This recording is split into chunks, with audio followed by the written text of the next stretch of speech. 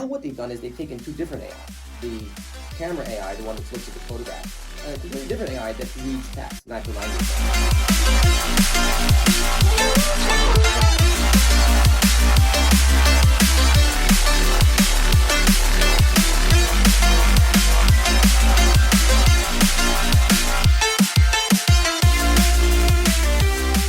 Good morning, good afternoon. You guys are listening to TechEDTV podcast. And like as promised, Matt Trask and Dr. Hahn are right here with me with a great podcast on artificial intelligence. So, I want to ask you guys to get closer to the mic because it's a little bit kind of far up. But hi guys, how are you? Hey, how's it going? Thanks for having us on. Splendid, thank you. So tell us a little bit more. People are always wondering artificial intelligence, and they're like, okay, what is that? And they have all kinds of different ways of thinking what artificial intelligence. For the technical and non-technical person, what is AI? How do you define that? Oh, it's such a good question. Well, to start, I think it's a new way to create technology. It's a new way to create apps. And so first and foremost, we're going to be able to do things we couldn't do before. And so let's think about that for a second. What's something we couldn't do before?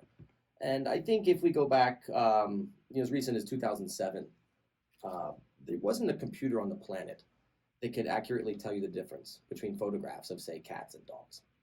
And this is really kind of wild and kind of shocking because now we're just so used to putting a photo onto Facebook and having it know who it is, putting a photo onto internet reverse search and having it tell us what it is now.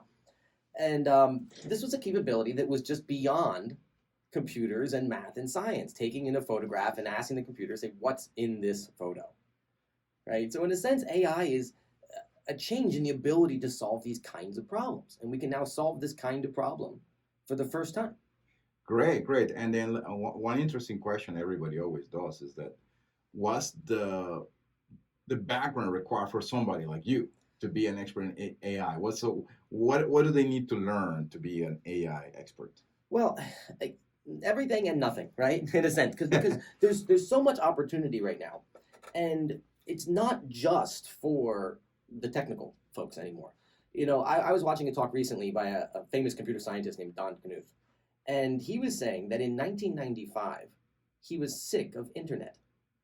Of email rather. Email, okay. Specifically email. Okay. And he said after 20 years, he had been tired of checking so many emails. And I thought, what are you talking about? So he got his email address in 1975.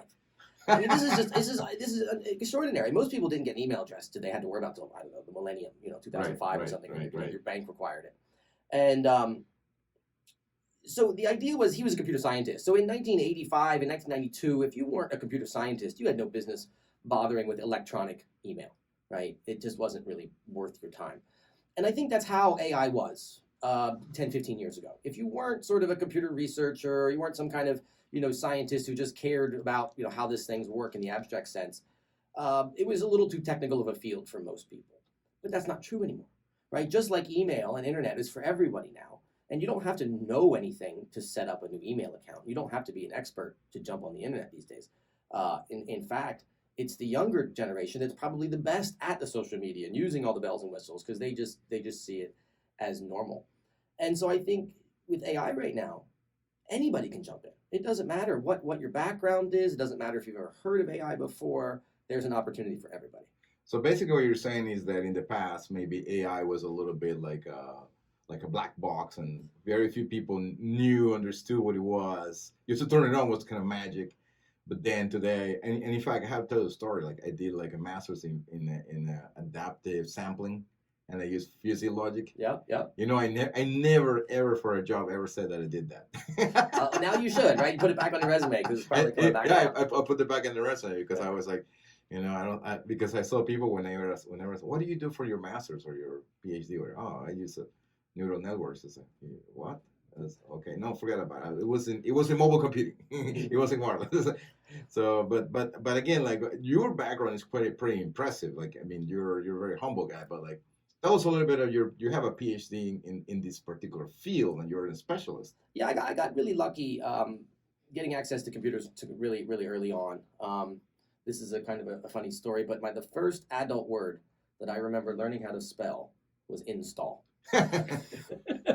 Because if I could type install on the keyboard, my game would turn on. When I was okay. 5 or 6. This was the Okay. DOS era before mouse even existed and all that. So I got to use computers early often, and got to watch them sort of transition over the years, right? As they improved over and over and over again. And then I got really lucky to study what's now called neural networks, starting back around 2003, 2004. I first came across this idea, and it was almost like a challenge. I was in this class where we were trying to computer model things, and we were looking at modeling populations of animals in the forest and modeling different physical systems. And I had heard from the professor. Okay. He said a year before, one of the students had tried to model a neuron. Okay. And it didn't work. And I took that as a challenge. And I thought, well, you know what? I'm going to figure out what, that sounded so wild to me that we would simulate a brain cell. And this was just sort of one cell. And that was exciting at the time. And now fast forward with the computers over the last 20 years, we can now simulate billions, essentially, of these little brain cells. And that sounds kind of fancy, that sounds like it's some esoteric thing, but it's really not that different than, say, a giant Excel spreadsheet, in a sense. We have some data input. It might be some measurements that we took from some physical device, or maybe it's from some company measurement, some survey that we're doing, and then we want to answer questions about that data. And so that's what I've been looking at for about 20 years now, is how do we take these ideas from neuroscience, from the brain, from intelligent systems, and then use them to build essentially apps, to build software that can sort out data and answer questions that previously would have either been too difficult or too expensive to answer. And I think the population might be wondering, so what's going on with Google and their AI, and then how far are they to actually make some sort of realistic AI? Yeah, it's a great question. I think we're both farther along and further away than people think. In terms of farther along, some of the things that, let's jump back a bit. If we were to have this conversation 15 years ago, we would be talking about the things that artificial intelligence couldn't do yet. Say it was 2005. We'd say, well, they're not very good at writing poems, and they're not very good at drawing drawings. They're not very good at oil painting, and they're not very good at composing dance moves and stuff like that. Well, now in 2023, that was almost, right? We're going to be able to do those things. We can generate fantastic poems. We can generate art that wins contests. These systems can generate new novel dance routines and so on. And so I think that's what's just so exciting, is being able to do these things we wouldn't have dreamed of doing before. So basically, like when people are saying seeing like GPT project or Open AI, is that like the mecca of AI, or there's more work done by like the Facebooks and the Googles or even the research industry? Actually, if I could comment on Google, one of my sons is a software engineer at Google. Okay. Up in their Cambridge, Mass labs. And about 5 or 6 years ago, he said, "Dad, I can't talk to you about what I'm working on anymore." And I said, "Well, why not?" "Well, we put some AI into the browser and it scared people, so we're not allowed to talk about it anymore." They used to have an option. I think they pulled it away for exactly this reason. But when Google would show you an ad, you could report feedback, and you say this ad is not relevant, or I don't think this is appropriate, or one of the options was the ad knew too much. And this was a button that you could provide some feedback back to Google. I remember that. And it was saying it was creepy. I know somebody who was saying that they were at a friend's house, and they don't own a cat, but their telephone started picking up, the cat in the house started meowing. And a couple minutes later, they got advertisements for pet food on their feed, and they don't even own a cat. So these things are sort of, out there. I think we need to get people aware of how quickly these systems are evolving, let's say, or how quickly the capabilities are growing on these systems. But if let's say you're a younger kid, you have like maybe like undergrad in, let's say, math, computer science, or maybe like literature, if you want to do language processing, what would you be the best advice, especially you running the sandbox at FAU? What's the advice you give to those students every day if they want to learn AI? Jump in. The best time to plant trees was 100 years ago, but the second best time is today. It's never too late to learn about this stuff. The best place to learn about it is things like this. Podcasts, YouTube is probably the greatest resource on the planet right now for learning about this content. When I first set out to do this kind of stuff, I had to get books from the library and copy the equations down and try to translate everything. And you don't have to do that anymore.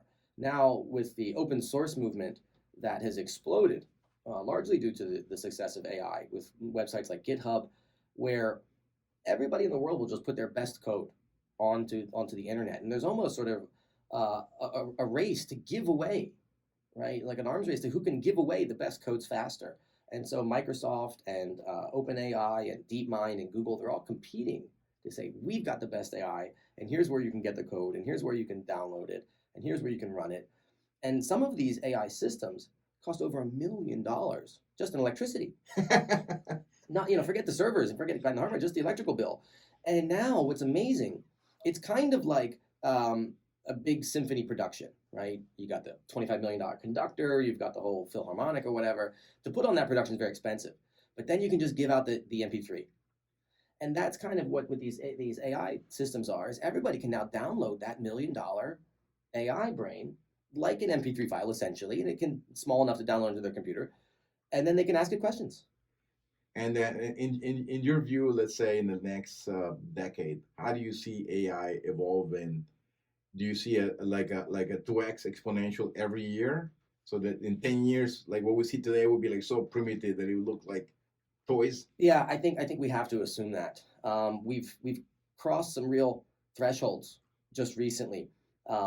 So for a good example, it used to be just a couple years ago, 5 years ago, if you wanted to make a system that could tell the difference between cats and dogs, like I was saying, what you would do is you would get about 50,000 photographs, 25,000 cats, 25,000 dogs, and you'd put them in as a database and you'd shuffle them all up, and then you would rapid fire quiz the AI and say, do you think this is a cat? Do you think this is a dog? And it gets it wrong at first, Right. and then it slowly learns to improve.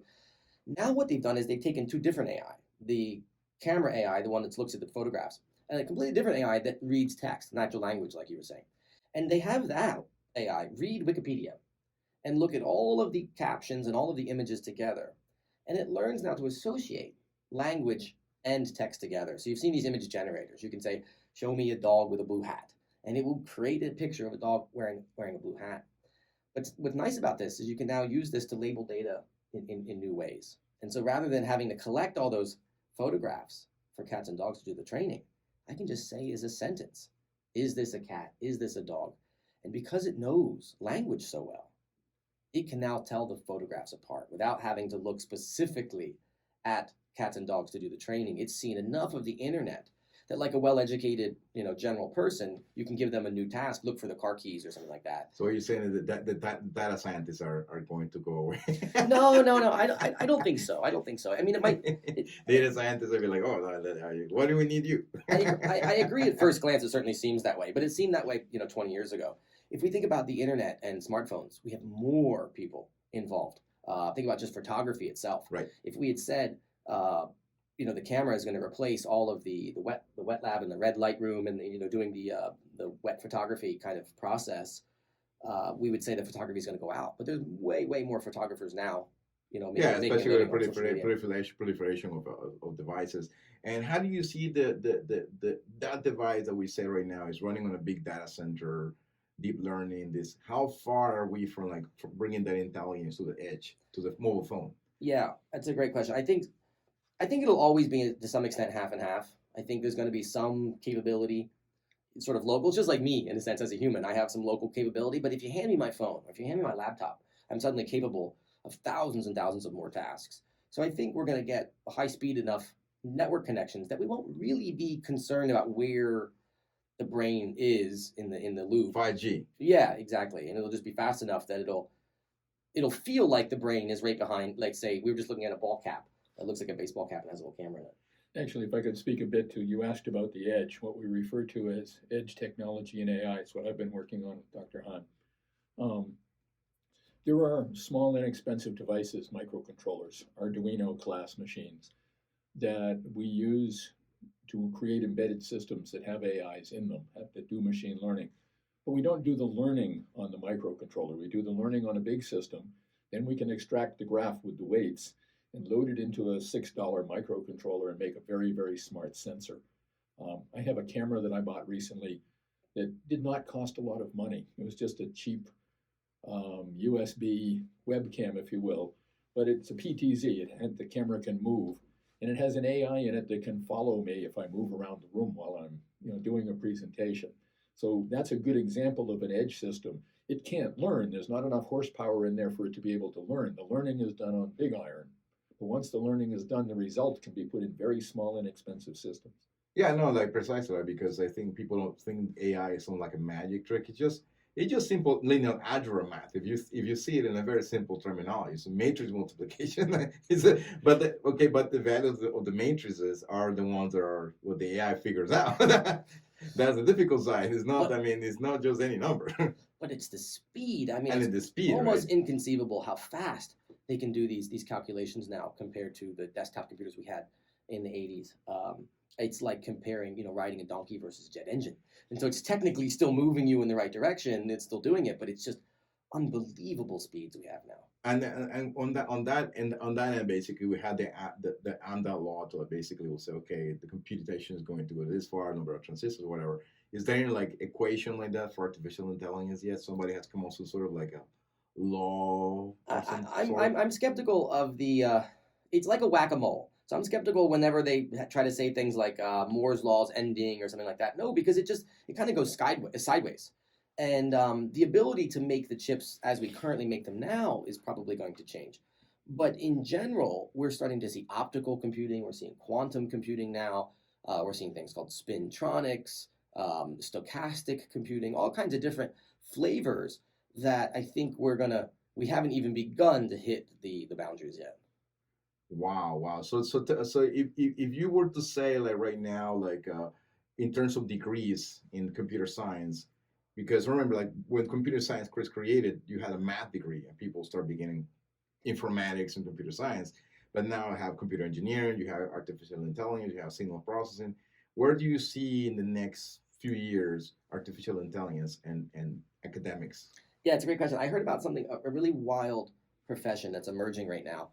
And these image generators, right? You put in a sentence. You say, "Show me a happy dog wearing a blue hat." Call it diffusion. Yeah, exactly. Stable diffusion, all these different systems. There's a skill emerging now of prompt engineer. Prompt engineer. Prompt engineer. Now, this is a human that's very good at getting the generators, the stable systems, the diffusion systems, to generate what you want, right? So I want, an elephant tiptoeing on a spider web, singing or whatever. And if you just put in those naive words, you won't quite get the generation that you might be expecting. So you have to add trending on ArtStation and in the style of this and all these other kind of weird terms that give the AI more context. And so now there's basically a collection of social media influencers and eventually people who have a career out of this where they're getting very good. And so say you want to design a logo for podcast or something like that. They'll go in and they'll craft the sentence that goes into the generator. The precise sentence that doesn't work. So, we're all about the humans working together. One thing that we've seen in our lab over the last 10 years is with every advance of the capabilities of AI, we need more humans in our organization, not fewer. But like in terms of degrees, do you think like people will continue with traditional computer science degree, electrical, or it will be like machine learning with a neural networks engineer? There will be maybe like an NLP engineer, data scientist engineer, or do you think that specialization could occur? I think it might, but I'd almost rather see it didn't. It might be a whole other conversation, but I'm concerned ultimately these technologies are going to disrupt the university system itself. But I think there's time for that.